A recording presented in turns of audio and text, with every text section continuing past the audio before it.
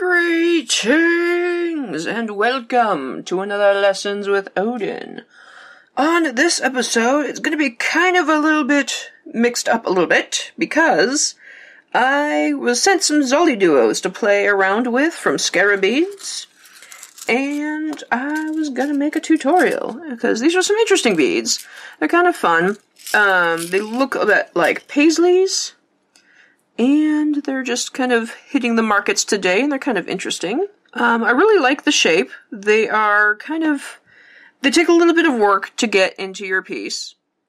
And whatever project that you are planning on doing with them, they kind of make you think outside the box a little bit. They're kind of like a modified super duo to a point. We have the holes close to the tips, which is nice, unlike something like the crescent beads, which kind of throws me off a little bit at times. And they're offered in quite a lot of colors, really, really fun, fancy colors. But one thing that is to note is that you essentially have to buy two different beads. Because we have one that faces the left, and we have one that faces the right. So you have to buy these separately. You don't get a pack of something like an assortment that has these two in the pack. You have to buy each individual one. Which is kind of a bummer, because the prices will vary depending on where you get them. Beads, I found, has them at the cheapest price, as far as what I've seen. They're around $2 to $4, depending on the finish. Like, the $4 are the really, really expensive etch finishes. But most of them hover around the $2-2.50 area for a pack of 25. Now, you'll have to essentially double that if you want to use both left and right ones.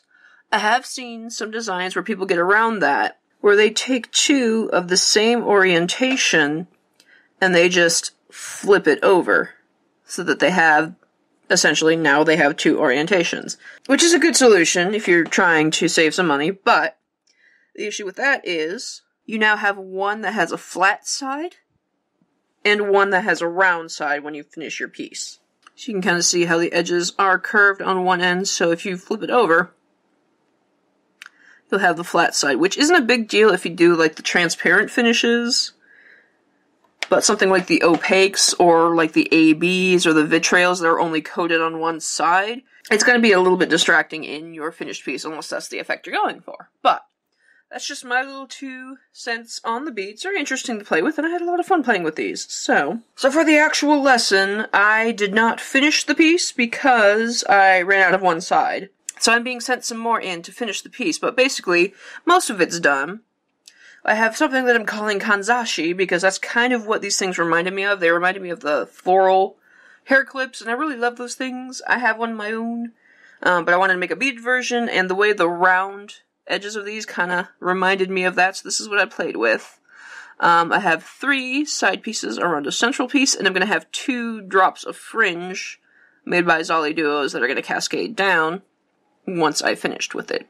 This is what we're going to be learning in this part. We're just going to do the central cabochon, and this is a really cute pendant by itself, and it's really fast to put together, so if you're looking for some sort of creative gifts, and somewhat that's really quick to put together and still looks pretty showy, that'll be a good thing. And then next time when my beads come in, I'm going to teach you how to do the small pieces as well as the fringe and put them all together, because what I'm going to do at the end of this is I'm going to turn it into a hair clip. So, yes, that is my impression of the Zoliduos. They're a bit fun, and now on with the actual tutorial. For this project, you will need 12 Zoliduos, 6 in the right orientation and 6 in the left orientation. Now, I found that in order to distinguish these on your bead mat, have a little small container or tray that you can just slap on there so you know which one is which, and hopefully not knock it over when you're working on it, because that will make you cry. 1 14mm Rivoli, 6 4mm Bicones, 12 Miniduos. It doesn't really matter what color they are, because they're not going to really be seen. 12 3mm fire polish rounds. Again, color doesn't really matter, because they're going to be on the back. Size 15 seed beads, and size 11 seed beads. I'm going to be using 2 different colors. You can use as many or as few as you want. In the original piece, I used about 3 colors of 11Os, but here, I'm just going to use 2, and feel free to just use 1. And of course, your needle and thread. I've got a size 12 needle, along with some heavyweight Nymo. Let us get started. So we're going to start off with the initial bezel of the Rivoli, and we're going to do this with a modified version of the right angle weave. So I've started off by threading on one 3mm, one Miniduo, one 3mm, and one Zoliduo. This is on the right side, and I have it on the short end, on the tail. I'm going to pull that down to my needle, leaving a small-ish tail. We're not going to be using the tail, so you can feel free to do just long enough so that you can work in the threads. Then I'm going to pass through all of my beads once more, so that I form a loop. Then I'm going to tie a knot with my tail and my working thread, like so. Then I'm going to move down the 3mm bead so I can continue my stitches. Now I really need to pay attention on my stringing order and seeing what I have. So now I'm on the Miniduo side, so I'm going to start off by threading one Miniduo, one 3mm, and one Zoliduo on the left side. Be sure you pay attention to the orientation of your Zoliduo and make sure that you have the rounded side over where the rounded side is on the rest of your chain. So, in right angle weave fashion, I'm just going to pass back through that 3mm bead again, so that I form my second stitch here.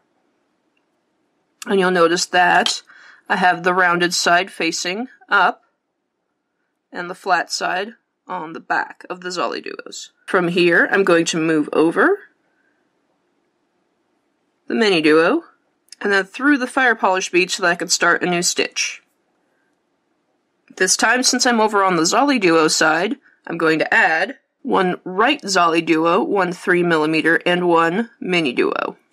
Again, paying attention to the orientation of the Zoliduo. Then pass back through that same 3mm bead again to add another stitch. Then I'm going to move over by passing through the Zoliduo and then up through the fire polish. Now I'm back at the Miniduo side, so I will then add a Miniduo, a fire polish, and a left Zoliduo, and once again pass through that 3mm bead. Then you'll move over to the fire polish and add your Zoliduo first. You're going to repeat this pattern until you have made 11 sets.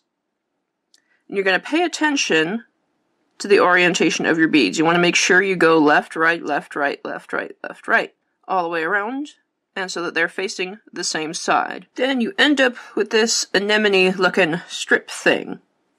So now we're going to need to join the ends together, so I'm going to move over to this bead here. Then I'm going to fold the sides of my bezel together. And I'm on the Miniduo side, so I'm going to add one Miniduo and pass through the opposite fire polish bead here, so that we join that side together. Then I'm going to add my last Zoliduo and pass through the fire polish bead that we started at. So now we have the ring of our bezel completed. I'm going to then reinforce this round just to make sure that nothing slips out while I'm working on it. Then starting from one of the bottom holes of one of the Miniduos, I'm going to simply move up to the top so that I can cinch this side of the bezel. And to do that, all I'm going to do is sew through all of the top holes of every single one of these Miniduo beads, so that I end up with everything pursed together. Then I'm going to reinforce that once or twice just to cinch everything together. Once we have finished that, I'm going to move my way up to the lower hole of the Zoliduo here. So from the center of the Miniduo circle, I'm just going to pass back up, then through a fire polish bead, and finally through that Zoliduo hole. Now, you're also going to decide what you want to do when it comes to the Zoliduo orientation. Right now I have it on where the flats are facing up on my bezel, but if you want the rounds, you just push the center to flip it over, so that it works like that. This is the only chance you'll have to do that, so make sure you decide, and don't forget to do that before you continue your piece. So from here, I'm going to add one size 11 seed bead and pass through to the next Zoliduo on the round. And I'm going to repeat that all the way around until I've completed the set and then reinforce. So once more, I just added one size 11 seed bead and I'm passing through to the next Zoliduo on the round. Before you reinforce, you're also going to want to push in your Rivoli in the centers, make sure that it goes around the stone. And that is what you have. You're going to want to end up coming out of one of the size 11 seed beads in your piece. Then you're going to add one size 15, one size 11, and one size 15, and pass through the next size 11 bead on the round, so that it goes over on top of the Zoliduo. You're going to repeat that all the way around until you've completed the set. And then we end up with this. Then we're going to step up by passing through the size 15 and size 11 bead, and we end up through the size 11 bead in the center. I'm going to add on one size 11 seed bead and then pass through the next size 11 seed bead on the round so that we pinch those two together. I'm going to repeat that all the way around until I've completed the set and then reinforce to make everything nicely shaped. And that is what we end up with. Now we need to move back to the Zoliduos so that we can cinch everything together up at the top row. So I am just going to move down so that I am through a Zoliduo bead.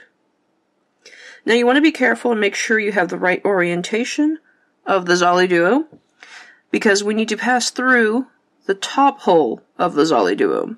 And as we do that, the thread is going to pass up through the space, and it's going to be nice and tight up against the bead. If we were through in the opposite direction, the thread would jump this gap here and would be visible. So we don't want to do that. So if you end up through a Zoliduo bead in the wrong direction, all you have to do is pass through to the next Zoliduo over, and you'll be good to go. So I'm going to do that. I'm going to pass through the top hole here, and my thread is nicely flush against the bead. So I'm going to start filling these gaps, and I have two Zoliduos that are right next to each other, so I'm going to add one size 15 and pass through the next Zoliduo over. Now I have a wider gap to the next Zoliduo, so I'm going to add one 4mm bead and pass through the next Zoliduo. Now I have two that are nearby each other, so I'll add a size 15, pass through the next one. You're going to repeat that pattern all the way around until you've completed the set. Then you can end your threads if you plan on doing this for a hair clip. If not, you can attach a bail and use it as a pendant by using one of the Bicones up here, or even back here through the fire polish beads. And that is the finished piece. I really like the color combination I picked for this one. It's just me. Be sure to join me next time, where we will learn to make the additional pieces, and if you want to continue and make the hair clip, I will have to do that once my beads come in. That will be here soon.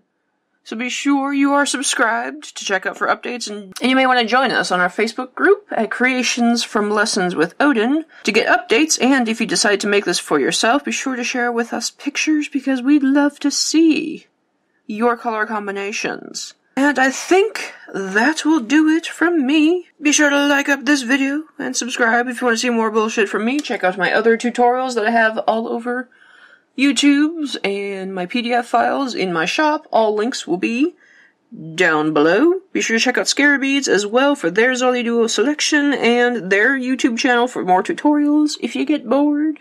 Lots of fun stuff to try out. So anyway, thank you guys so much for joining me, and of course, if there's anything I need to be trying out right now, feel free to let me know down below.